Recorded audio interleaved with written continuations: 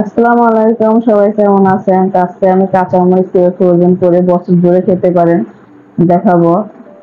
তো এখানে আমি কাঁচামরিচ ব্লেন্ডারে নিছি। তো আমার মরিচগুলো আমি অনেকদিন হয়েছিল রেখে দিয়েছিলাম, এগুলো লাল হয়ে গেছে।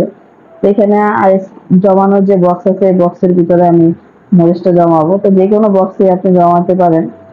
আর কাঁচামরিচ দিয়ে আমি তরকারি রান্না করে দেখাবো।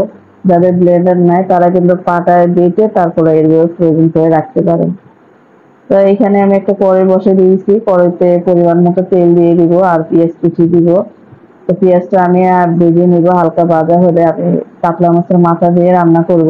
তো মাথাটাও আমি হালকা ভেজে নিব।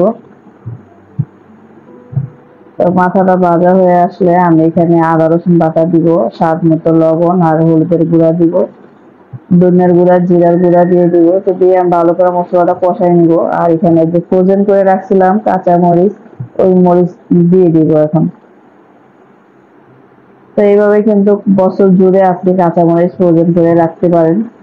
আর যখন দাম কম থাকবে মরিচের, তখনই কিন্তু এইভাবে ফ্রোজেন করে রেখে আমরা বছর জুড়ে খেতে পারবো। তা আমি কিন্তু এখানে কোনো রকম গুঁড়া মরিচ ব্যবহার করি না, শুধু কাঁচামরিচ দিয়ে রান্না করবো।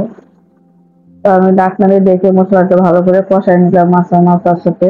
আর এখানে আমি 1 কেজি মতো দুন্দুল নিছি। তরকারিটা খেতে এতটাই মজার হয়েছে যে কি বলবো। তো আপনারা একবার এভাবে রান্না করে খেয়ে দেখবেন। মাছের মাথা দিয়ে মিলে রান্না করে খেয়ে অনেক মজা হয় খেতে। ভিডিওটি ভালো লাগলে লাইক শেয়ার করে দিবেন। তো আমার কাঁচামরিচের তরকারি কেমন হয়েছে কমেন্ট করে জানাবেন। আর যে যেখান দিয়ে দেখতেছেন আল্লাহ সবাইকে ভালো রাখ, সুস্থ রাখো।